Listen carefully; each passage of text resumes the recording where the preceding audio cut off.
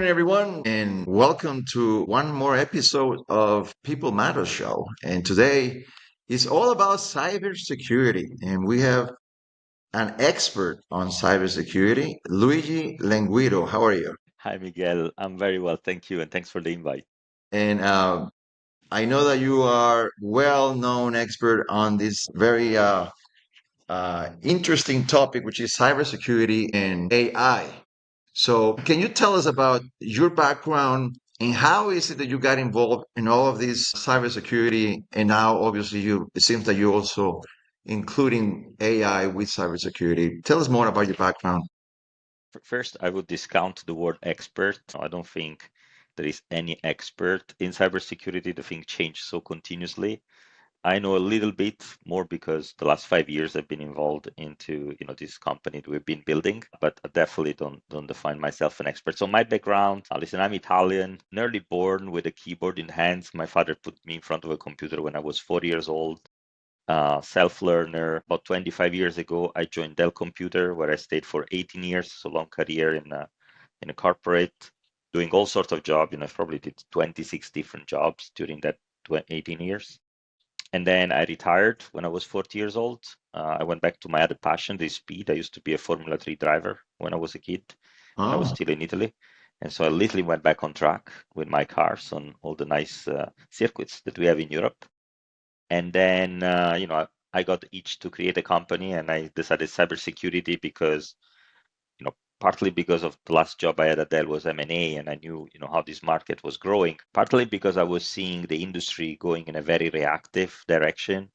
We call in the industry assume breach, detect and respond. Basically, everybody has to be waiting all the time to be attacked. I don't like to be a victim. I think everybody should be more of an actor of their life, not a victim. And I thought, okay, if I start the company, maybe in 4 or 5 years, everybody would have gone so on the extreme of reactivity that they will be seeking something more proactive. And so let me create something before the attack. And thankfully, I met my two co-founders, Luciano and Sebastian, both Argentinians, at the research institute where we found this technology we call pre-crime. And that is the base of BforeAI. So at BforeAI, we predict sources of cyber attacks and we stopped them before the attack happened. For some people in the audience, maybe they remember Minority Report, the movie with Tom Cruise and the mutant that could see the future of crime, the pre-crime police stopping crime before the crime was happening, was made. And basically that's what we do, right? We predict attacks, we disrupt them, we block them before the attack happens. And the company is now growing very nicely. We are about 80 people in 34 countries, fully distributed company, no offices. 45% women, so very diverse. Customers, very large, like Philips and Signify, and global companies like Atlassian, Volksbank, and so on. So most in the finance and manufacturing critical infrastructure sector. right. That makes sense. I appreciate that. And let's jump into your business, B4AI. Can you give us a brief overview and how was the inspiration behind it I think that you already alluded to it, but more into the pre-crime predictive technology. Mhm. What motivated you to start that? I mean, what's Yeah, I behind mean, the story? it really I was seeing this challenge, and I've seen it since I was at Dell, many, many years ago, of a growing challenge for the security team to face this unknown every day, right? Because a moment everything is working, a moment later, all your system will be under ransom and they completely stop your manufacturing, your production, your business, right? With companies sometimes going bankrupt because they lose access to their data and so on. And I was speaking with people in the industry, my clients when I was at Dell or other friends, and definitely I was feeling this growing frustration, this, kind of I don't know what's coming next. I'm always kind of on this readiness, it's like living in an emergency department, an emergency room all the time. You don't know if you next moment you have somebody that is victim of somebody with a gun or what else. So anyway, and so, my idea was, okay, and we need to kind of rebalance, this approach to one where we can identify the attack before they happen. The technology itself work very similar to a weather forecast system. And things to weather forecast, right? 100 years ago, how people would do, they would probably pray the next day, or maybe they would guess from the color of the sky in the evening. Some other would dance for the rain. you never know what happened, right? And what was happening? People, were dying in hurricanes. It was all unpredictable. What has happened in the last 100 years in weather forecast? We have satellites, supercomputing power, 100 years of data, fantastic models, and everybody check weather forecasts on their mobile phone every day where we live around, it's part of our life, right? We organize our holidays, climate events are maybe less dangerous than they may possibly be. And so we've built something very similar. Of course, the technology is different. We do not use generative AI. We use prescriptive AI. That is another branch of the statistics that are behind AI. And so we are able, by observing the whole internet continuously, to identify the behaviors of the criminal infrastructure. We basically see criminals building their own servers, their own exfiltration point, command and control centers, servers, and so on. And because we see them building them, we can inform our customer before they're ready for the attack. And as I say, generally 3 weeks before the attack happen, up to 9 months in advance, we are able to inform our customer.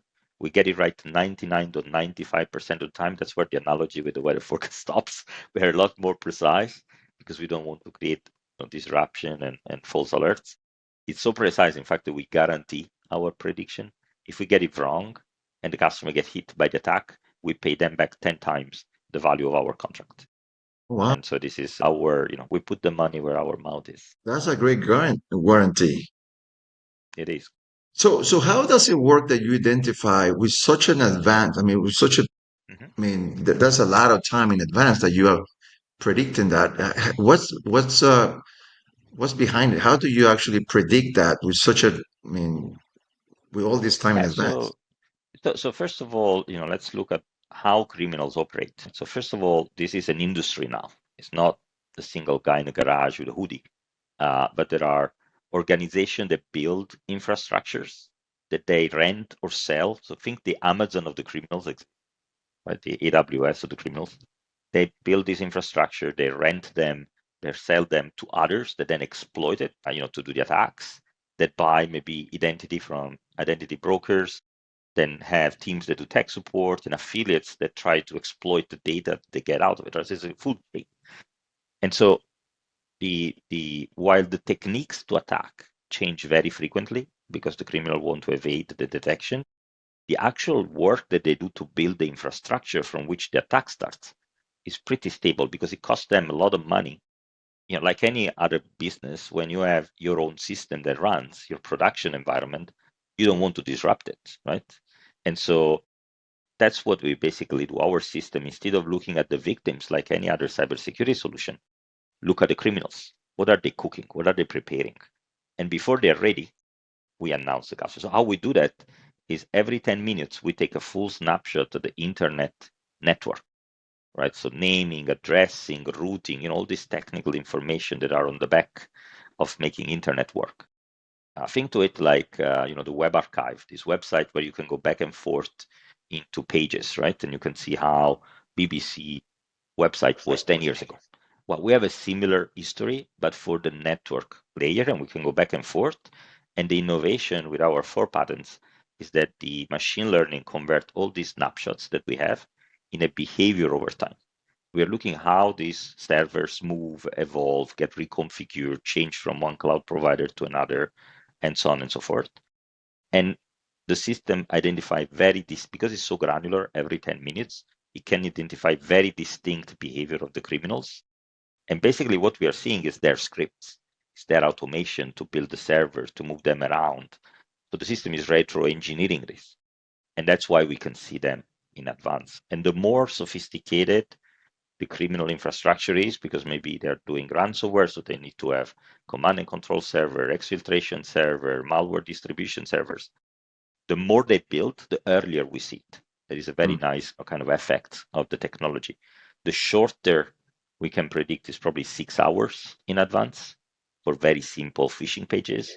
The longest we've seen is about 2 years in advance for extremely complicated threat actors that are organizing a whole kind of espionage type thing and so on. Very nice. Um, so there are many companies doing similar things like you do.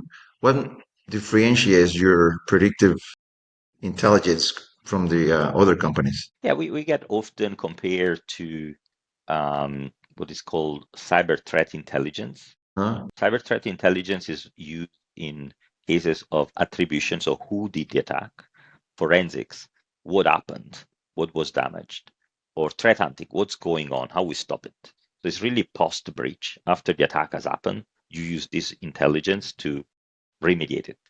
In our case, we are before the attack, before anything touch our customer. So this is really the first distinction. The second distinction is the system is totally automated. There is no human in the loop, require no integration with our customers. So it's really an outside view, like a weather forecast, like you do a subscription to a weather forecast channel, was similar to us, right? We give you all this information. It's going to rain.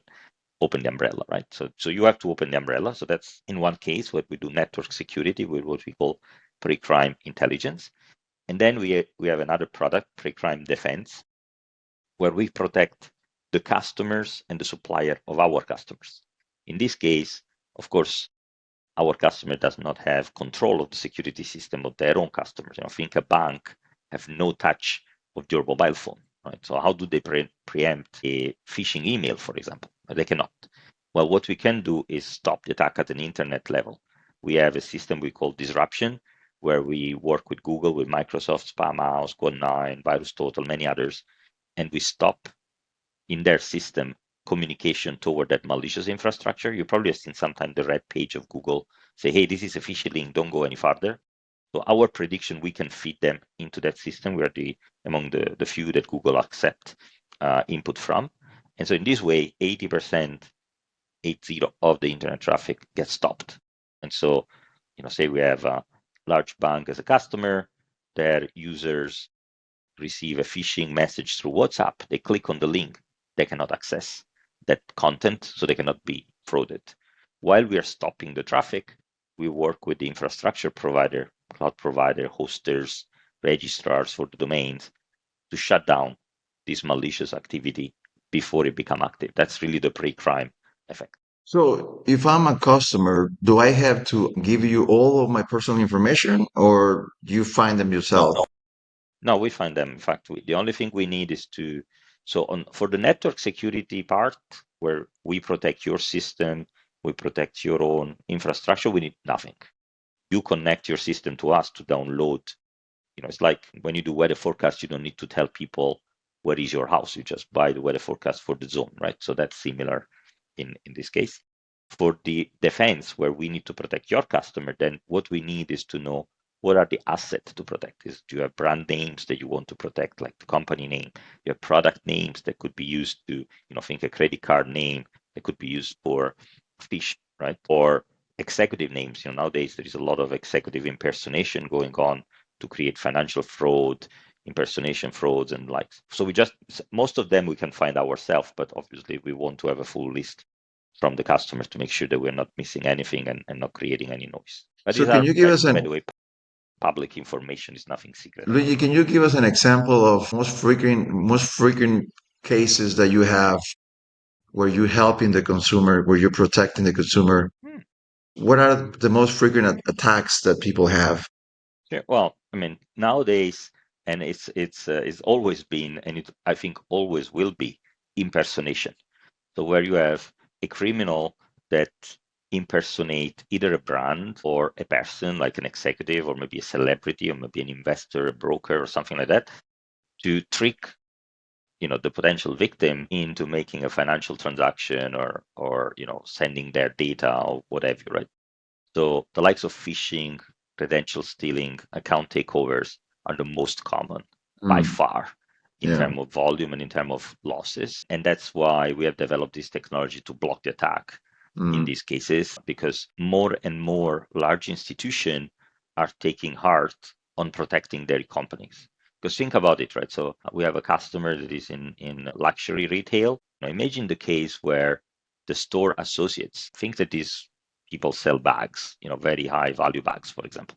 The yeah. store associates know very well their potential customers, right? They generally are returning customers. And so imagine the case in which this customer receive a WhatsApp message from a fake of the store associate. Say, hey, I'm receiving tomorrow this new bag and it's very rare. I can put you aside one if you send me $50,000 on a Bitcoin wallet. Of course, the person will do it because they're passionate about these bags. And then the next day, they send somebody to pick up the bag, which is no bag, of course. And so first, they get angry because they didn't get the bag, of course. The second thing, they get angry because they're very reliant and self-sufficient, and they got frauded. So this is a big impact to their ego. So psychologically speaking, it's not even the money the problem. It's really they got stolen and they were tricked into it, and they feel victim, and this is very bad.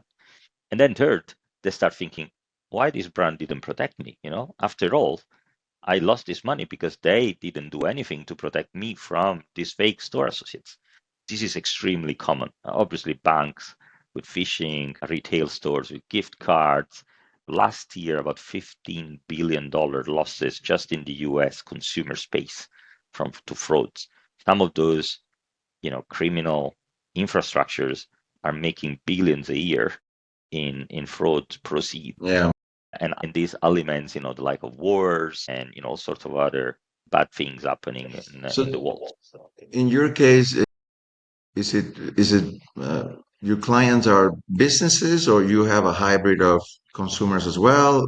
No, it's exclusively businesses. 90% of them here in the US with global footprints, Mm. generally sophisticated security organization, very mature, that have already sorted the basics of security and now they want to go the next steps.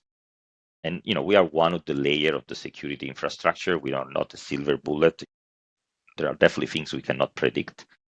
So you need to have multiple security systems. So when you talk about security, for example, I'm familiar with Sophos that is very popular among companies and Microsoft. This is your software normally recommended on top of, or that's something that is basically Yes. pretty Yeah. pretty much the same? In the industry, we talk about multi-layered approach. So think like when you go in the mountains, right? You would have multiple layers of clothes so that depending on the temperature, you put more on or off, right? Hmm. Security is very similar. You need to have different layers because depending on the attack, you want to have multiple barriers to stop it because the attackers will move around and so on. So we are the more external barrier. We protect from external threats targeting external assets. But definitely, for example, if you have an insider, like a rogue employee coming with a USB key with a malware to delete all the databases in the company, we cannot predict anything like that. So you need to have other type of solutions for that. So we protect from what is outside trying to enter in or attacking something that is outside for you as well. You talk about some cases, popular cases, phishing and others, scams out there. Can you cite, for example, specific case studies or examples where you Yeah, I would prevented? actually, yeah. So first of all, for anyone that is interested, there is a very good podcast that was published by The Economist, the newspaper. It's called Scam Inc. Is 8 episodes, and this journalist really does a great interview, investigation about the industry of scam, and so they interview the people scammed, of course, the victims. But then we discover that most of the scammers are actually people that were kidnapped and now are under slave in maybe Cambodia or Myanmar or some other places. And their passport have been taken away and they need to gain money through scams to get the passport back. So they are also victims, motivated because, of course, they want to get their freedom back. Right? On the back of it, there are big mafia groups and great criminal groups, from China, from North Korea, what have you, right? And so you understand that nowadays this is really a big industry, and it's basically not that the crime has grown, it has evolved. Like there's been economy and digital economy in the transition, criminals are digitally transforming as well, right? Where in the past they would do petty crime in the roads, now they're doing these large operation scams, and unfortunately, because it's transnational, it is very difficult to stop them. And so they thrive because there is basically no fine. And the system is so fragmented that they actually navigate in the holes of it. From our perspective, I can give you an example of first of all, I'll give you a number. Yesterday, 25 million people were saved from scam and fraud thanks to Before AI. And thanks to our customer, of course, to trust us. Every day, 20 to 30 million people avoid scam and fraud thanks our disruption and proactive takedowns. An example that I can give you is we have this regional bank in Italy, Austria, and Germany called Volksbank. They had a few $1 million losses in frauds a few years ago. They employed us. In 1 year, we reduced fraud losses for the bank by 96%. And of course, for their customers that were not frauded anymore. And what has been interesting to see is now their customers since 3 years is that over time, this continuous relentless blocking of the attack before the attack happened has made the criminal go away. We send less and less alerts to Volksbank compared to the beginning. And the theory is we are actually increasing the cost of crime. Think about it, right? They're setting up that infrastructure, spending time analyzing, creating these fake web pages, whatever you. And then they launch the campaign, nothing happens. They don't make any money. These people are very lazy. They're very ROI orientated, if you want. So, the more we stop them, the more we make them lose time and effort, the more they move to something else. Maybe another bank, hopefully some other type of activity. And this effect that we call the cyber deterrence effect is something that we're starting to see on other customers as well. For example, Signify, that is a big lightning group that we've been covering as well for a few years, also have seen a reduction of this type of attacks over time. So, my hope as legacy that BforeAI will leave is that we will create more and more of this cyber deterrence. I not only want to protect our customers from attack, I want that criminals don't even think about attacking them, right? So that should be the mantra, that our customer can focus them on their business, not on fending off attacks all the time. So it happened to me once that I got a phone call from my cell phone company saying that my account was being hacked and that I needed to change. They needed to create a new account for me and they needed to verify some information. And I said, that's weird. And yeah, suddenly the phone for my wife was not working. And they said, your phone is not going to work if we don't, if we don't do this, we don't create a new account. Can I get your information just to verify? And I said, if you are from Verizon in this case, you have my information. Just do what you have to do. And it sounded so weird that I said, this is not real. But they do it so well that you believe it. And my wife actually believed it and she panicked and said, Miguel, just do it. And said, no, this is so what I called Verizon and they saw that I was calling Verizon. They shut down my phone. So now my wife and I, we don't have a phone. And now suddenly my phone rings again and it's them again trying to, hey, we need to do this because we cannot. So I say, I hang up and I grab another phone from my mother-in-law, call Verizon and said, no, you've been hacked in your account. So someone went into the account and shut down the line for you. So Absolutely. at the end, we fixed it. But it's amazing how they basically just still. So you did 3 things that I think are very important, right? So first of all, you did not become victim of the sense of urgency that these people create. So that's the first indicator.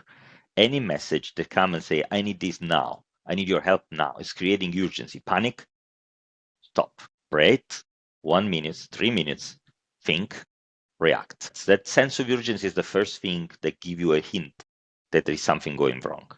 The second thing you did right was switching communication media. You did not follow their instruction. You took your phone, you took your mother-in-law phone.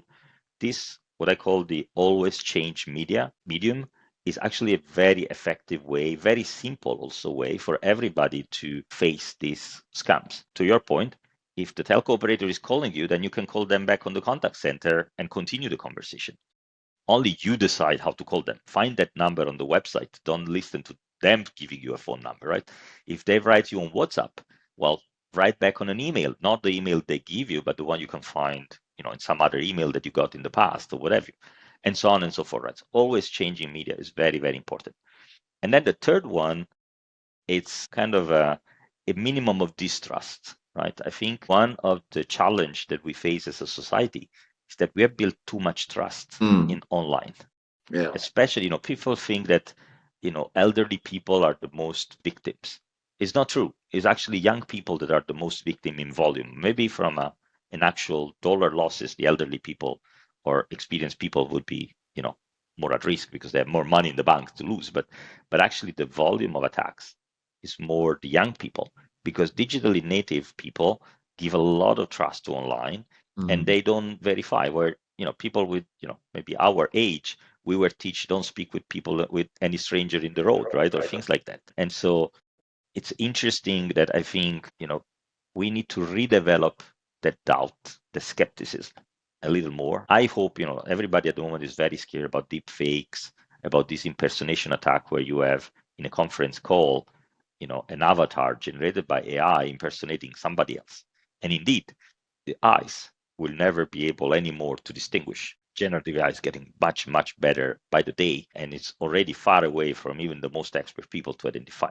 And yes, there will be tools developing. We are working on tools to identify those cases. But I think our only hope is that people will start to be so scared and think that anything can be fake online to start to have doubts. Now, doubt is a very powerful reaction because doubt makes you verify through other medium, change medium, connect with other people to verify. So that's very important. Where in the past we would trust maybe too much, in the future we need to distrust more and verify more.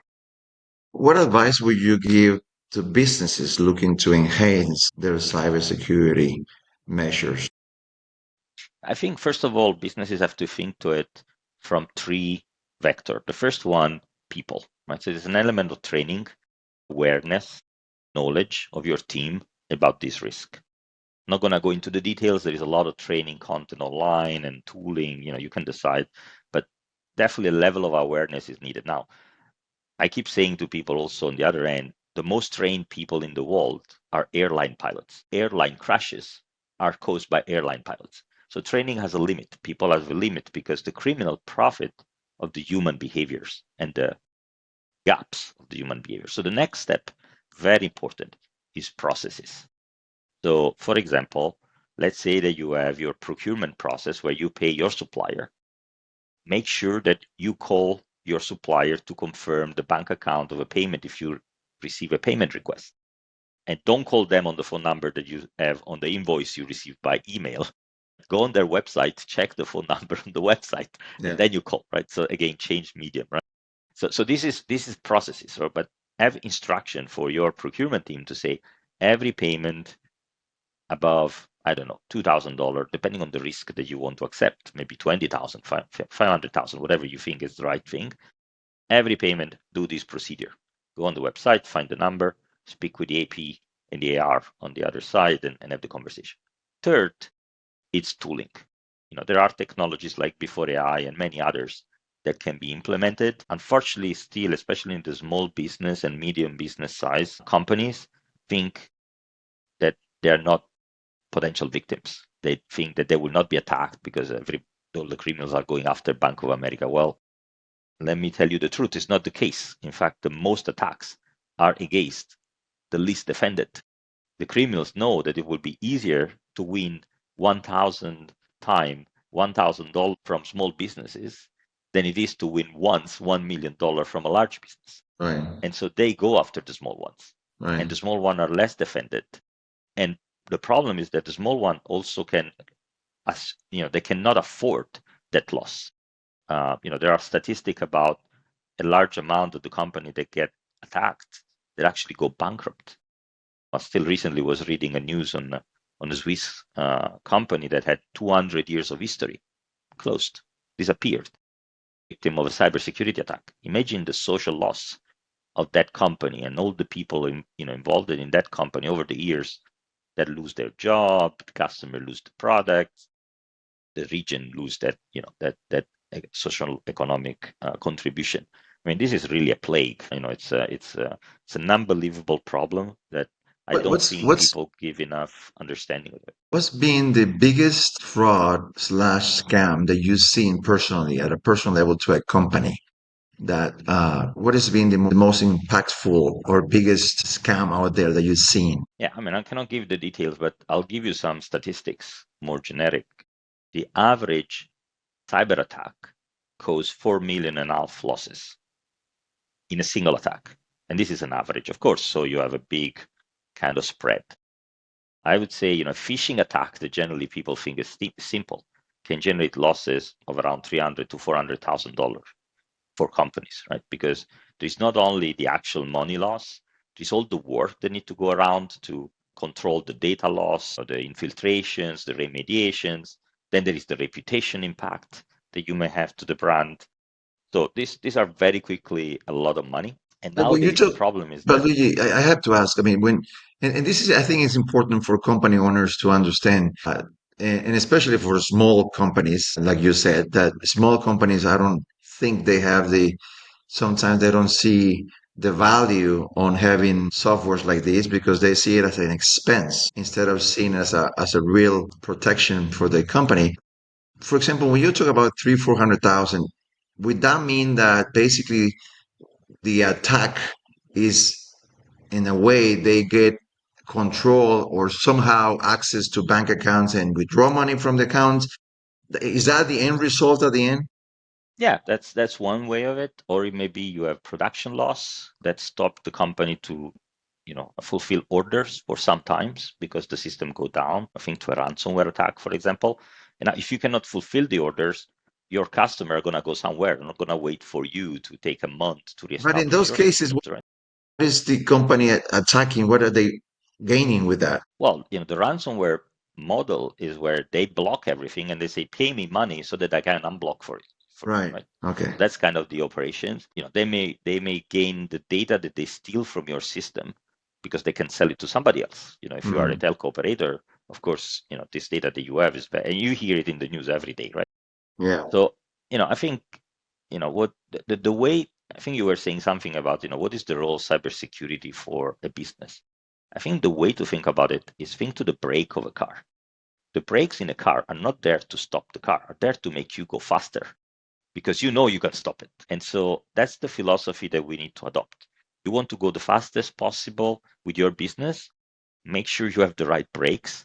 So cybersecurity, because Yeah. otherwise attack happens and you go against the wall and you cannot do anything about it, right? Yeah. So that's you expensive system and a very weight, a lot of weight on the car, but they're very useful. Similarly for cybersecurity and for a company, all the process around, again, it's not just the tools, it's the people training, it's the processes that you need to implement.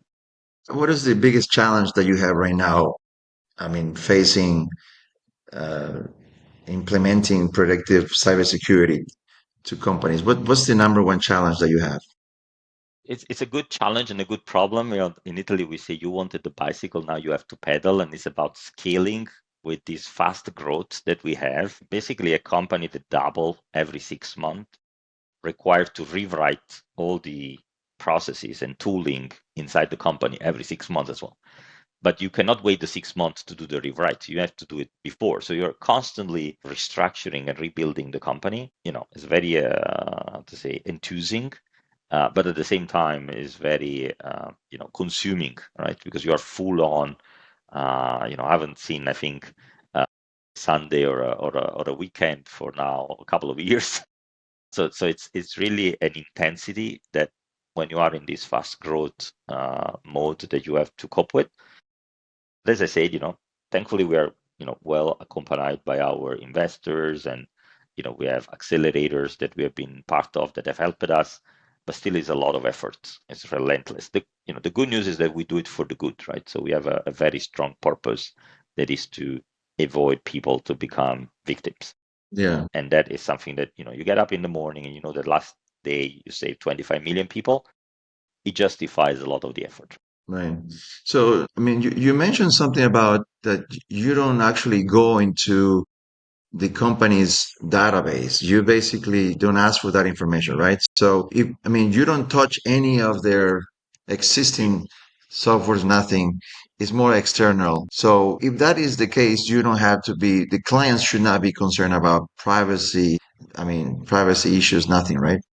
In fact, we go very fast through the procurement process of these large corporations because they ask us a ton of questions about, tell us where you're going to put your software and what software it is and SOC 2 and everything else. And we say simply, no, we do nothing of that. We just don't want to touch your network. We don't want to become an additional risk for you. But again, it's because our system is there not to find the attack as it happens, but before, then there is no point in watching your infrastructure, because the moment the criminal are touching it, the attack has already started. It's too late, from my point of view, right? There are other solutions that do that. They do it very well. I'll let them do it. We focus what the others don't do, that is watching what the criminals are cooking. So skepticism is very, I mean, especially in small companies, is a big, I would say, challenge for you. How are you addressing that? I mean, you put the finger where it hurts, right? So we kind of, our promise to predict the future. Skepticism is absolutely natural, right? I'm the first one at the beginning that wouldn't believe we would even be able to do it. Well, first of all, it's very different now than it was 4 years ago. Now we have these large brands that make us trust. They trust us, and these head of security in these companies are very open to actually share their experience with new customers that we may be onboarding. And when you have a customer is happy about your product, is the best testimonial, right? You can say all you want, but the customer speaks much better about it. So we actually create a lot of these. First of all, most of our new customers are referrals from existing ones. So it's already by itself kind of self-fulfilling prophecy. But otherwise, we create the connection so that they can talk to each other. The second thing, we have this performance guarantee, right? That 10 times payback on our contract in case we make a mistake and the customer get hit. Once again, that's there to create confidence that this big promise of automatically predicting the future works. Because if it didn't work, then it's like the 5-year Toyota guarantee, right? You wouldn't do it. It would be suicidal, right? In our case, by the way, this promise is backed by Munich Re, the largest insurer in the world. They spent 9 months in our system to basically find out that they would not have to pay, because otherwise they wouldn't have backed us in the first place, right? And in fact, we never had to trigger it so far. And then, ultimately, the proof is in the pudding. In our industry, it's very common to do what's called a proof of value. There's a test period, a trial period of about a month, in which we show the value that we bring. And it's very easy to run. We just need a bit of attention from the organization to spend the time to look at the data and so on. And generally, in the first 2-3 weeks, there is that wow moment in which they find us blocking an attack and telling them how many victims could have been made or how much they would have lost, because we give them an ROI analysis, and then they come to the negotiation on the pricing. Yeah. Um, so what about, I mean, when you have a customer coming on board, do you guys provide training and awareness? And how do you actually? Yeah, sure. So the way it works is, once we finish this period of proof of value and we get into the commercial contract, we have an onboarding process where our customer success manager set up the system for the running according to the needs of the customer. The system does not really require a lot of training for two reasons. One is very simple to operate, and second, we don't want our customer to spend time in it. In fact, the system can operate completely in automated mode, no human in the loop. Most customers start with more of a manual mode because they don't want a black box type approach where they don't know what's going on. But it has happened, unfortunately, a few times that because it was in manual, we send them the alerts. They need to click to initiate the disruption. Maybe these alerts come into the weekend, they're not working, they don't I was going click, to say that. I the mean, attack happens. I would be concerned that everything is automated, and if someone is not looking at the computer or their phone, I mean, and you have an alert, nothing happens. I mean, you guys actually call the companies, the clients. I mean, Yes, sure. So we provide the alerts when we find this prediction that impact the company, and we send them the alert saying, confirm that you want to initiate. Now, this is if the system is set in manual mode. By default, the system is set in automated mode, so it will do it automatically. It will still send the alert and say, hey, we have identified this, we're starting the disruption, we're starting the preemptive takedowns. That's the standard. Customers, I said at the beginning, they're still kind of not particularly in full comfort. So they put manual. But it has happened, unfortunately, a few times that customers that were in manual actually got the attack because they didn't react fast enough to our alerts. And the reality is we are in an era of machines against machines. Amount of attacks, the variety of attacks, the velocity of the attacks is so high. The human beings just cannot stand it. So we need to leave the machines. I find it very funny that we still, in most cases, when you have systems that are fully automated, people distrust it. But humans can have much less predictability than an automated system. And so it's interesting. I always find, even now, for example, with the self-driving cars, with Teslas and the likes, that people, some are not comfortable with the car driving by themselves when it's 9 times safer than the human being driving the car, right? So anyway, it's a journey, but as I say, generally, if it's not starting immediately automated, our customer will turn the automation in the first 3 months. You guys collaborate with other companies to work together? Yeah, of course, we are part of, so we sponsor, for example, and are big supporter of Quad 9 DNS. This is a public, privacy conscious DNS resolver that I highly recommend to all my family members and friends. We work with Google for the disruption, and with VirusTotal, there's a component of Google for intelligence sharing. So we share for research purposes our prediction in that system. We collaborate with Spamhaus for protecting email systems. We collaborate with the Global Cyber Alliance for kind of contributing to improving the global protection. We are part of the Global Anti-Scam Alliance and the Global Signal Exchange. We're part of the European Cybersecurity Organization. We are part of CISA, JCDC here in the US. So definitely open to work. I think this industry need more collaboration, more intelligence sharing. The criminals have two advantages on us, very big advantages. The first one, they don't care about laws. Right? So They where don't. we They don't have what? privacy, they do not care about laws. Okay. And so where we have the likes of GDPR, privacy consciousness, data protection, you name it, these are limits to our ability to operate. Criminals don't. So Right. no law has ever stopped a criminal. Right. It's kind of normal, right? So that's first advantage that they have. The second advantage is they share a lot more than we do. They put everything public on the dark web forums, right? And we don't do as much for various reasons. We need to do more of it. It's only in this integration of data across systems that we will be able to, kind of make the mesh much more dense and avoid the criminal to go through. So, Luigi, last but not least, where's the future of cybersecurity going? What do you see changing or evolving in the next few years? I think three things. The first one, definitely driven from this generative AI wave, it is a more push for automation. The challenge that the industry is facing now is that the amount of expert people required to run a security program is growing, but the people are not there. And so there is a challenge, there's a mismatch between the need and the actual availability. This mismatch will be filled by what now is called agentic AI, right? So automated systems that will take care of at least the most automatable activities, right? The more admin type activities that takes time and effort. So that's the first thing. So we'll see more automation because there is this reasoning system and so on. The second thing is, I think we will see cybersecurity become a bigger and bigger industry, mostly because life is digitalizing. Think how many sensors are getting up, right? Sensors in cars, IP cameras everywhere, all kind of sensor in the houses. You have the Alexa, whatever, right? So I think we will see the transition of analogic security, like may have been video controls, or people outside the building and so on.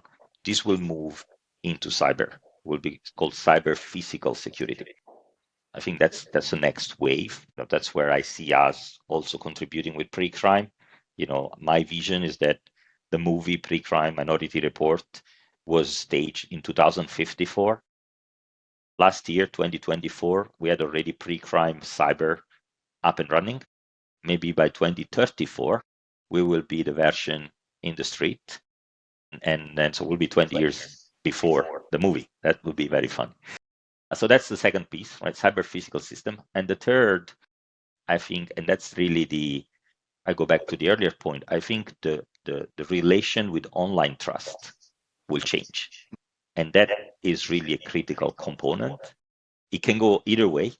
Either we continue and we become more victims because the criminal becomes smarter and more effective at their tools, or we regress a bit in trust online and create that doubt kind of human firewall kind of thing that help us protect ourselves a little more, at least at the individual level. But it's not going to go away. The first impersonation was Adam, Eve, and the snake. Security started with humans, and it will end with humans. It's a cycle. I mean, Luigi, we've run out of time, but so for our audience in general, should people, this is a gossip. I mean, I'm not gonna, this is something that, I mean, this is a question that everyone asks all the time. Should people be concerned about when they have an Alexa, a Google, and all of these different devices that you can talk to and they can hear you and they can basically just, you were talking about the future. Should people be concerned about those, I mean, those devices in their houses, I cameras? think I'm not sure concerned is the right word. I think they should be aware of what they're sharing. So, for example, now generative AI is happening. We in the company use Gemini from Google. And I say, Google already know my last 15 years of emails. So what more they can learn about me, right? Right, They right. already know so much, right? Yeah. So I think as long as you are aware that you are sharing the data and what is the potential risk that is associated and you assume that risk, that's okay. The problem is when the sharing is happening because you are unaware. So most TVs, for example, record video and audio without you knowing. Mm-hmm. And because maybe you didn't read the small print that they put when you power it up, or maybe it was powered up and the technician from Best Buy was actually setting up and clicked OK, acknowledge. So you didn't read the fine print. Probably you wouldn't have read anyway, but if you didn't, now you don't know that the recording is always on. And so now, Samsung and whoever that is collecting this data, what are they doing with it? You don't know, right? Right. So my point is, be aware of it. Once you are aware, you can decide do you use it, don't use it. Maybe you remove the plug the moment you want to have a more reserved conversation. At least you know, right? So you can manage it. I think the bigger problem, once again, is trust. If we give too much trust without verifying it, without having the awareness, that's where the problem starts. Awesome. Thank you so much, Luigi. It was an Thank you, Miguel. This amazing. was very nice conversation. Yeah, thank you. Yeah, I have more questions, but I ran out of time, and I'm sure that we'll have a next one maybe in a few months or year or next year. But With pleasure. Yeah. I will follow up on you. It's amazing what you have done. Thank you.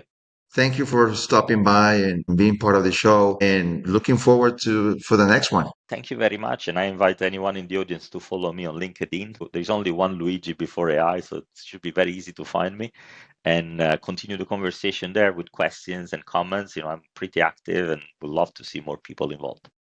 Good. Thank you, Luigi. And this was the People Matter Thank you. Show. We'll see you next time. Thank you. Cheers.